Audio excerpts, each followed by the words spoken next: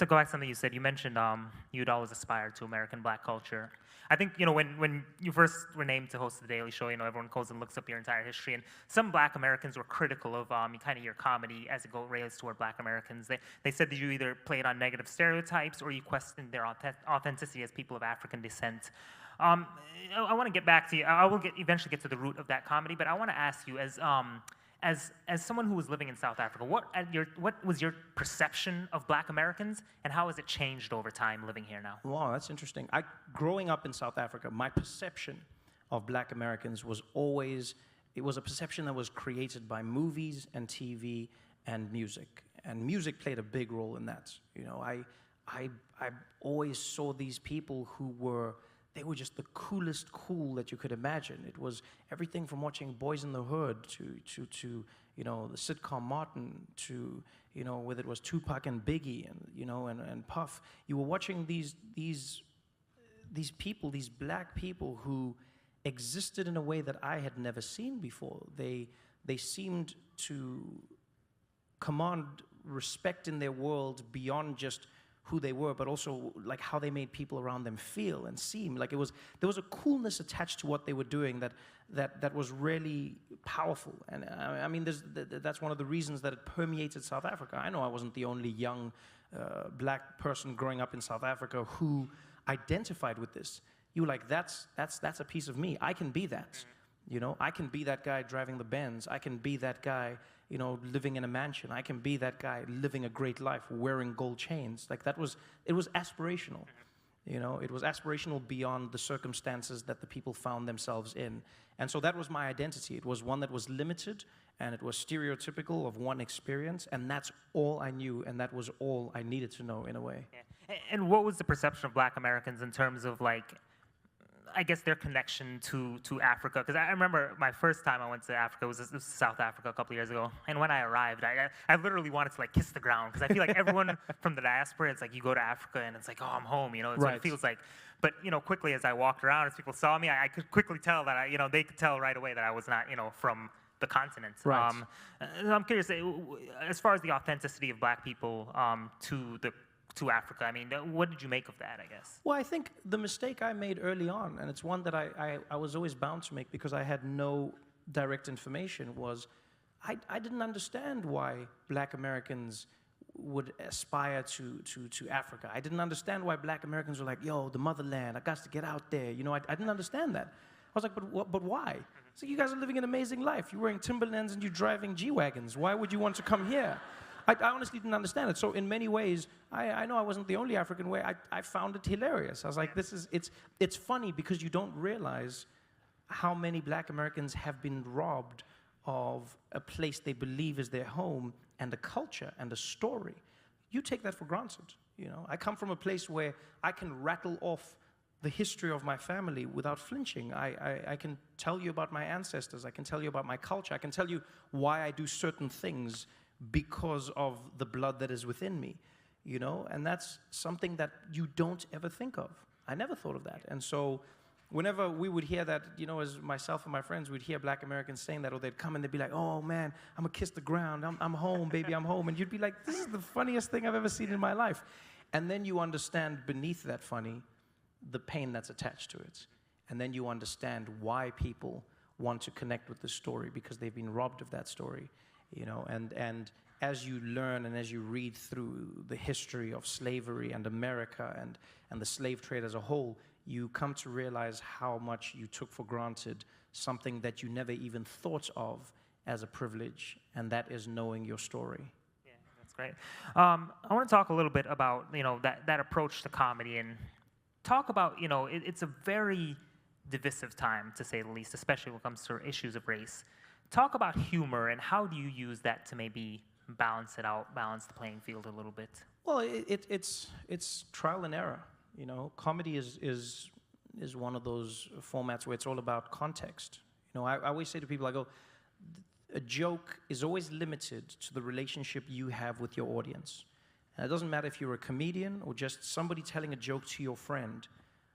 The connection and the context you have, the relationship, is what provides all of the context. You can say something to a friend of yours that, if overheard, people would reel in horror. But your friend maybe shares a context with you, and that grows with an audience as well. If you have an audience that grows with you in comedy clubs and starts doing shows with you, as I had in South Africa, you start to grow a relationship. Going back to your previous question, it's what happened to me in America. When I first came to the United States, the rooms where I was given the most time and the rooms where I was most welcomed were the urban rooms, right? And that's where, I'd be doing shows like Chocolate Sundays in LA.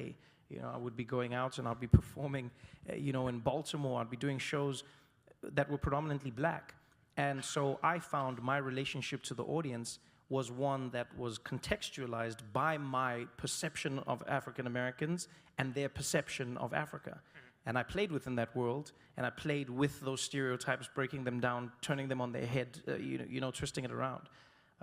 The mistake I made, and the one thing I regretted over time, was I took for granted how that comedy could be used against black people in America. Because I wrote all my comedy in black rooms. But do you think if it's different if you say it versus if Chris Rock says it, being that he is from America? Is it kind of like if a white guy were to make a Right. black joke, can they not? That is so true. I agree with you on that part, especially on the part of knowing your story, right? Because we tend to take it for granted, though, because we know our backgrounds, know our roots, know where we come from. But a lot of African Americans don't know where they come from, and they know they're from Africa, but they don't know specifically what country, what culture, what background, what ethnicity, or what tribe they come from. And we really take that for granted so much. I myself, I get to take that for granted, and it is really important when you know your roots and know where you come from, because it helps you trace down like ancestral patterns and generational patterns that may exist in your lineage, right, that you may not know. And it also helps you understand who you are, so we get to understand the future more by knowing the past, by knowing the history. With a ground knowledge on history on the past, it helps you really understand the future more, and also understand certain things and a lot of things. So us coming from Africa, knowing our roots and knowing our backgrounds, we really tend to take it for granted, because we feel that where we are from is less better than where African Americans are, in which if we can harness that power of unity, that power of collaboration, we can make our continent, our countries, same like America, same like Europe, we really need to take, we really need to learn not to take certain things for granted, and we really need to learn how to embrace what we have and also how to cherish what we have, because they say you don't know what you have until you come across somebody who needs what you have. Then you will see the value. Then you see the value of that thing. You know, then you see the value of that thing. Because we come from Africa, we have this stereotype mindset about not everybody though. Stereotype mindset about people in America, about African Americans, and I believe some do have stereotype mindset about us. But if we really take time to sit down and learn from each other and know that we have a lot in common, more than what we don't have in common. We have a lot of similarities more than these similarities. It's just for us to harness on the similarities that we have together as black people. Coming from Africa or even being born in America, it will really help us grow so much, help us achieve our dreams, help us reach our limits.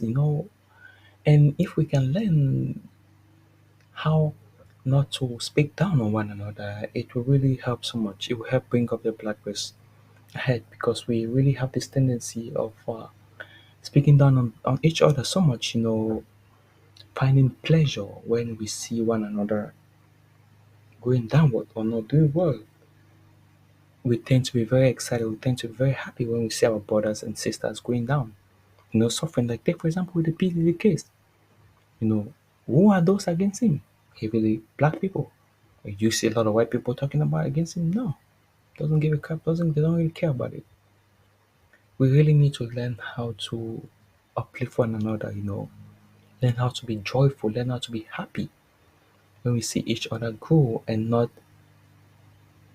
be happy when we see the downfall of one another, not fight for the downfall of one another. Let's fight for the upliftment of one another and not the downfall of one another.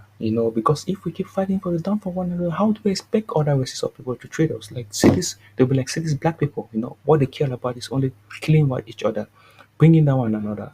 They don't fight for unity, they don't fight to bring each other up. If we keep focusing on that, we won't move forward, and we need to move forward as a race. As black people, we really need to improve ourselves so much. We are doing that, but we're doing it on a very lower scale. We really need to expedite it. Look at the white race. They have gone way ahead of us. Look at the Indian race. They have gone way ahead of us. Look at the Chinese. Look at the Asians. Look at the Hispanics. They have gone way ahead of us. They don't see them fighting one another. But you come across us black people, you see us fighting against one another, which is not good. It shows it shows low advancement. It shows that we are still lower when it comes to advancement. We haven't really advanced as races, as race. It shows that we're still on the lower bottom of our advancement. So we really need to hurry up so that we can advance much better and stop fighting one another and start focusing on upliftment of one another, focusing on loving one another, focusing on unity, focusing on seeing each other grow. It is very important. Then we'll start finding respect from other races of people who will take the time to respect us and treat us as we supposed to be treated. Thank you.